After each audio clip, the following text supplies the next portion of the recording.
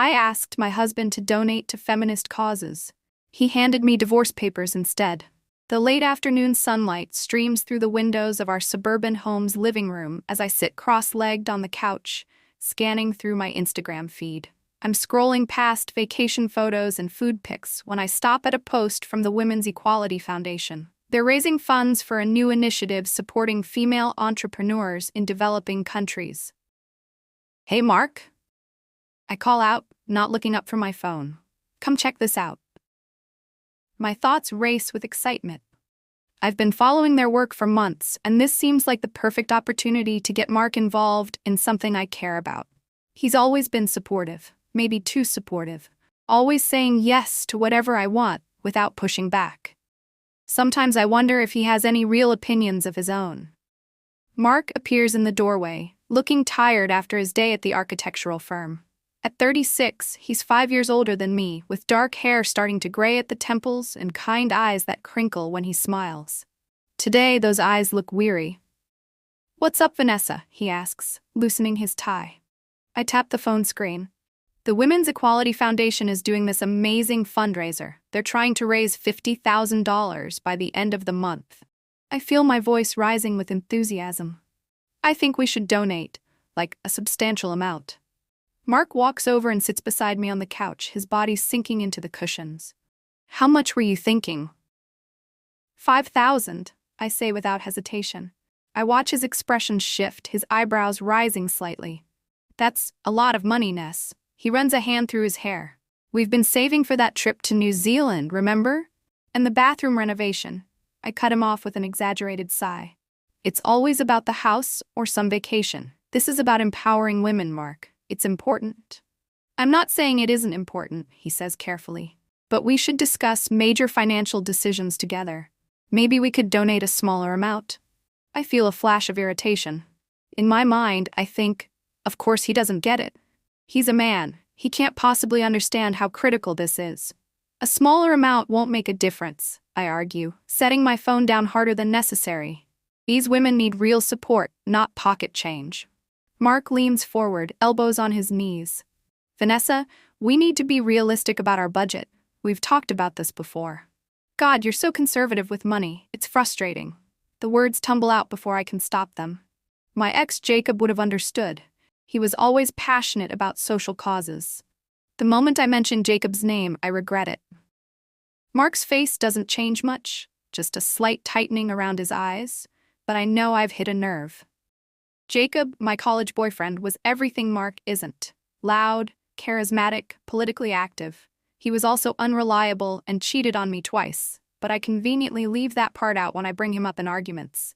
"I'm gonna take a shower," Mark says quietly, standing up. "We can talk about this later." As he walks away, I call after him. "There's nothing to talk about. Either you support women's rights, or you don't." I hear the bathroom door close, and I'm left alone with my thoughts. I feel a twinge of guilt for bringing up Jacob, but I push it aside. Mark is being stubborn. He doesn't understand how privileged he is as a man. This donation could change lives.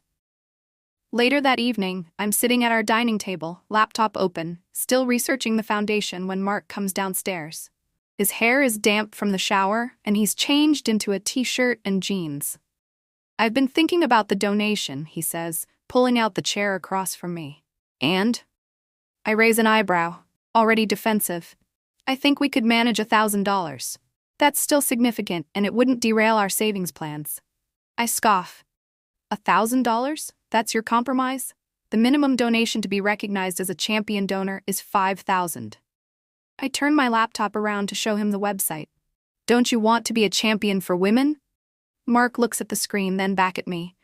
"This isn't about the title, Vanessa. It's about helping within our means." "Our means are fine," I insist. "You're just being stingy, as usual." "I'm trying to be responsible," he counters, his voice still even. "Remember last year when you wanted to loan your sister $10,000 for her startup without discussing it first?" I feel my cheeks flush. Olivia's business had failed within 6 months, and we never saw that money again. That was different. This is a legitimate foundation.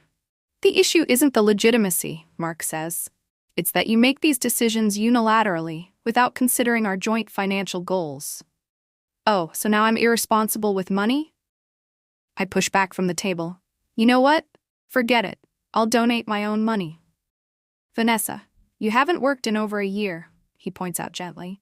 Since you quit the marketing agency to find your passion, remember? It's our money and we should decide together. His words sting because they're true. I'd left my job because I felt unchallenged, but I hadn't found anything new yet. Mark had been supporting us entirely, never complaining. Right, throw that in my face, I say, standing up now.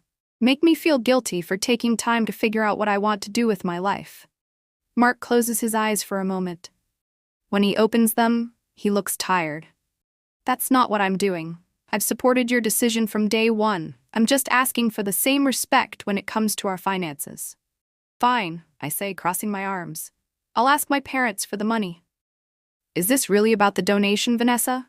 Or is it about something else? I don't answer his question because I'm not sure myself. Instead, I grab my phone and head for the front door. I'm going for a walk. Outside, the early evening air is cool against my skin as I stride down our tree-lined street. I'm fuming, rehearsing all the things I should have said to Mark. I stop at Riverfront Park, a small green space at the end of our neighborhood, and sit on a bench overlooking the water. I text my friend Zoe, having another fight with Mark. He won't donate to the Women's Equality Foundation because it's too expensive. She responds almost immediately. Men never understand these things. Thomas is the same way. Want to meet for a drink? An hour later, I'm sitting with Zoe at Copperhead Lounge, a trendy bar downtown. The space is dimly lit with copper fixtures everywhere, and the after-work crowd creates a steady hum of conversation around us. So he seriously won't donate? Zoe asks, sipping her martini. At 33, she's been my friend since college, always ready to take my side in any dispute. He offered $1,000, I say, rolling my eyes. As if that's enough. At least it's something, she offers. Thomas wouldn't even do that. But it's not just about the money, I continue, warming to my audience. It's his attitude. He doesn't get how important this is. Women are still fighting for equality everywhere, and all he cares about is his precious savings account. Zoe nods sympathetically. Men never understand these things. They don't have to deal with the same challenges we do. Exactly, I exclaim, perhaps a bit too loudly. A couple at the next table glances over. I mean, Mark has never had to worry about being taken seriously at work or walking alone at night. How can he understand what other women go through? As the evening progresses and the drinks flow, my frustration grows. By my third gin and tonic, I'm fully committed to my righteous indignation. You know what? I say, leaning across the table toward Zoe. I think I'm going to make the donation anyway. It's our joint account. I have just as much right to that money as he does. Zoe looks uncertain for the first time. Are you sure that's a good idea? That might really upset him. So what if it does? I shrugged dismissively. Sometimes you have to take a stand for what's right. He'll get over it. In my mind, I think, Mark always gets over it. That's our pattern. I push, he gives in. Eventually. The next morning, I wake up with a slight headache and the lingering conviction that I'm right. Mark has already left for work. He starts early, and I take advantage of his absence to make the donation. I sit at the dining table, laptop open, credit card in hand, and make the $5,000 contribution to the Women's Equality Foundation. As I hit submit payment, I feel a rush of satisfaction. I've done something meaningful. I've stood up for what I believe in. I take a picture of the confirmation page and post it on Instagram with the caption, "Proud to support women entrepreneurs worldwide. Women empowerment, be the change." The likes and supportive comments start rolling in immediately. Each notification feels like a validation of my decision. By lunchtime, my post has over 100 likes, including one from the foundation itself. I'm still riding this wave of self-satisfaction when Mark comes home that evening. He walks in the door, briefcase in hand, and I can tell from his expression that he's seen the post. "You made the donation," he says. It's not a question. I stand in the living room, arms crossed defensively. Yes, I did. It was the right thing to do. Mark sets his briefcase down slowly. After we explicitly discussed waiting and deciding together. We did decide together, I counter. You said no, I said yes. Since we couldn't agree, I took initiative. That's not how joint decisions work, Vanessa. His voice is quiet but firm. And you know it. Oh, come on, I say, waving a hand dismissively. It's done now. The foundation already thanked me on Instagram. Everyone thinks it's great. Everyone except your husband, whose opinion you clearly don't value. He walks past me toward the stairs. Where are you going? I ask, surprised by his reaction. I'd expected an argument, not this cold withdrawal. I need some time to think, he says without turning around. Don't wait up for dinner. I hear him climbing the stairs, then the click of our bedroom door closing. I stand there, suddenly uncertain. This isn't how Mark usually reacts. Typically, he argues his point, then eventually concedes to keep the peace. I sink onto the couch, phone in hand, and text Zoe. Made the donation. Mark is being weird about it. She replies, give him time. Men hate when we make decisions without them. Fragile egos and all that. Her words reassure me, and I spend the evening scrolling through positive comments on my post, convinced that Mark will come around once he sees how much good this donation will do. But he doesn't come down for dinner. Around 9 o'clock, I head upstairs and find him in the spare bedroom, reading. Are you seriously sleeping in here tonight? I ask from the doorway. He looks up from his book. I think it's best if we have some space right now. Because of a donation? I laugh incredulously. You're overreacting. It's not about the money, Vanessa. It's about respect. He places a bookmark in his book and sets it aside. This is part of a pattern. You make unilateral decisions, dismiss my input, compare me unfavorably to your ex, and then act surprised when I'm hurt. I don't, I begin, but he interrupts. Yes, you do. Consistently. And I've let it slide too many times. He looks directly at me. I need some time to think about what I want from this relationship. A chill runs through me at his words. What does that mean? It means I'm tired of not being respected or considered. It means I'm questioning whether this is working for me anymore. You're threatening our marriage over $5,000? My voice rises as anxiety bubbles up. No, I'm questioning our marriage over a pattern of disrespect and dismissal. He picks up his book again, signaling the end of the conversation. We can talk more tomorrow when we're both calmer. I retreat to our bedroom, stunned. As I lie alone in our bed, I tell myself that Mark is being dramatic, that he'll calm down by morning, that this will blow over like our other arguments. But it doesn't. The next 3 days are tense. Mark is polite but distant, sleeping in the spare room and leaving for work before I wake up. At first, I maintain my defensive stance, convinced that he's overreacting. I even meet Zoe for lunch and complain about his tantrum. Men can be so emotional sometimes, she says, pushing her salad around her plate. Though I have to admit, Thomas thought you were wrong too when I told him about it. I look up, surprised. What? Why? She shrugs uncomfortably. He said something about respecting joint financial decisions. But what does he know? He spent $300 on golf clubs last month. Her words don't reassure me like they usually do. Instead, they plant a seed of doubt. Saturday morning, I'm sitting at our dining table with a cup of coffee when Mark comes downstairs. He's dressed casually in jeans and a navy blue sweater, his hair still slightly rumpled from sleep. Can we talk? He asks, and something in his tone makes my stomach tighten. Sure, I say, trying to sound casual. Coffee? He shakes his head and sits across from me. I've been doing a lot of thinking these past few days. Mark, if this is still about the donation. It's not just about the donation, he says firmly. That was just the final straw. He places a folder on the table between us. I stare at it, afraid to ask what it contains. What is this? I finally manage. Divorce papers, he says quietly. I've consulted with an attorney.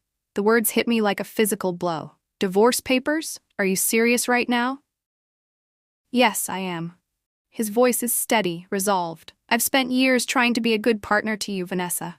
I've supported your career changes, your impulsive decisions, your financial choices. I've overlooked the comparisons to Jacob and the constant dismissal of my opinions. But I can't do it anymore. This is insane, I say, pushing back from the table. You're throwing away our marriage over one disagreement? It's not one disagreement. It's a pattern of behavior that shows you don't respect me or value my input. He taps the folder. The papers are just a draft. I'm not filing them yet. I wanted to give you a chance to understand how serious this is to me. I stare at him, searching for signs of uncertainty or wavering in his expression. I find none. So what? This is an ultimatum? My voice cracks slightly. Change or you'll leave me? No. It's a wake-up call. For both of us. He stands up. I'm going to my brother's for a few days. Use that time to think about whether you want this marriage enough to work on your part in our problems. As he walks toward the door, panic rises in my chest. This isn't how things are supposed to go. Mark doesn't leave. Mark always stays no matter what. You can't just walk out, I call after him. He turns, his hand on the doorknob. I'm not just walking out. I'm taking space to protect my self-respect, something I should have done years ago. And then he's gone, the door closing firmly behind him. I sit frozen at the table, staring at the folder. My mind can't process what just happened. Mark left. Mark, who has endured every storm of our 7-year marriage with patient resilience, has reached his breaking point. With trembling hands, I open the folder. The legal language swims before my eyes, but certain phrases stand out starkly. Irreconcilable differences, equitable distribution of assets, dissolution of marriage. This is real. This is happening. I reach for my phone to call Zoe, then stop. For the first time, I wonder if her constant validation of my behavior has been helpful or harmful. Instead, I call someone I haven't spoken to in months, my older sister, Lauren. Vanessa? She sounds surprised to hear from me. Everything okay? No, I admit, my voice small. Mark left. He gave me divorce papers. There's a pause on the line. What happened? I tell her everything, the donation, the argument, the underlying issues Mark mentioned. When I finish, I expect her immediate sympathy and support. Instead, she says, honestly, Ness, I'm not surprised. What? The way you talk about Mark sometimes. It's not kind. Her voice is gentle but firm. At Christmas, you spent 20 minutes making fun of his practical gift choices in front of the whole family. Remember? I do remember. I'd laughed about how Mark had given me a high-end blender instead of the designer purse I'd hinted at, calling him clueless about women. He'd smiled through it, but had been quiet on the drive home. That was just joking around, I protest weakly. Was it? Because he didn't seem to find it funny. Lauren sighs. Look, I love you, but you can be dismissive of Mark. You treat his opinions like they're less valid than yours. Her words hit uncomfortably close to what Mark himself had said. I didn't realize. I trail off, memories flooding back. Times I'd interrupted him in conversations, dismissed his ideas, made decisions without consulting him. Do you love him? Lauren asks simply. Of course I do, I reply automatically. Then you need to show him that, with actions, not just words. After we hang up, I sit in the silence of our home, a home Mark had largely paid for, while supporting my career exploration, and face some uncomfortable truths. The donation wasn't really about supporting women. It was about proving I could do what I wanted, regardless of Mark's feelings. The next few days pass in a blur of self-reflection and regret. I barely post on social media. I don't call Zoe. Instead, I re-examine our relationship from Mark's perspective, and what I see isn't flattering. I remember the anniversary when he planned a weekend getaway, and I complained the hotel wasn't luxurious enough. The time he cooked dinner after a long workday, and I critiqued his culinary skills. The countless instances I brought up Jacob to highlight Mark's perceived shortcomings. On Tuesday afternoon, I'm walking through Riverfront Park trying to clear my head when I run into Eliza, a neighbor who's friends with both Mark and me. She's jogging with her golden retriever and stops when she sees me. Vanessa, how are you? She asks, slightly out of breath. I've been better, I admit. Mark and I are going through something. She nods sympathetically. I saw him yesterday at Theo's cafe with his brother. He looked upset. You saw him? I ask eagerly. How did he seem? Did he mention me? Eliza shifts uncomfortably. He didn't talk about it much, just said he needed some time to reevaluate things. I swallow hard. Do you think he'll come back? She looks at me directly. Can I be honest with you, Vanessa? Please, I've seen how you treat Mark sometimes. At the neighborhood barbecue last summer, you laughed when he talked about his promotion, said it wasn't as impressive as your friend's husband's new job. She winces at the memory. We all felt uncomfortable for him. I feel sick as the memory returns. I'd had too much wine and had publicly diminished his achievement, one he'd worked hard for. I didn't realize how I came across, I say quietly. The thing is, Mark is one of the good ones. He's kind, reliable, supportive. But everyone has a breaking point. She touches my arm gently. If you want him back, you need to show him you understand what went wrong. That evening, I sit on our couch and write Mark a letter. Not an email or a text, but an actual handwritten letter. I pour out my regrets, acknowledging my pattern of disrespect and dismissal. I don't make excuses.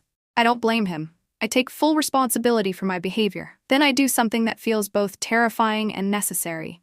I contact the Women's Equality Foundation and explain the situation. I ask if the donation can be reduced to $1,000, with the remainder returned. To my surprise, they're understanding and agree to the arrangement. They process the refund the next day. A week after Mark left, he texts me. Can we meet to talk? Plaza Park at 3 p.m.? My heart races as I reply, yes, I'll be there. Plaza Park is bustling with activity when I arrive. Children playing, couples walking, seniors feeding pigeons. I spot Mark on a bench near the fountain watching the water cascade down. He looks good, rested in a way he hadn't in months, wearing a light blue button-down shirt I've always liked on him. I sit beside him, leaving a respectful distance between us. Thank you for meeting me. He nods, his expression neutral. How have you been? Reflective. I answer honestly. And regretful. I hand him the letter I wrote, along with the confirmation of the donation adjustment. I want you to read these if you're willing. Mark takes them, surprise flickering across his face. He reads in silence, his expression softening slightly as he progresses through the letter. When he finishes, he folds it carefully and places it back in the envelope. You contacted the foundation? He asks. Yes, I explained the situation, and they were understanding. They returned $4,000. I looked directly at him. You were right. $1,000 is still a meaningful contribution, and it respects our financial partnership. He nods slowly. Thank you for doing that. Mark, I'm so sorry. The words tumble out. Not just for the donation, but for years of not treating you with the respect you deserve. Lauren and Eliza helped me see how I've been behaving, and it's not who I want to be. I appreciate that, he says carefully, but I need to know that this isn't just a temporary change because you're afraid of losing me. It's not, I assure him. I've spent this week really looking at myself, and I don't like what I saw. The way I've compared you to Jacob, dismissed your opinions, made decisions without you. It was all wrong. You deserve better. He's quiet for a moment, watching the fountain. You know what hurt the most? It wasn't the money. It was posting about it on social media before we'd even talked it through. Like, my feelings were less important than the approval of strangers. I wince, remembering my triumphant post. You're right. That was incredibly disrespectful. I don't want a divorce, Vanessa, he says finally, turning to face me. I love you, but I need a partner who values my input and respects me.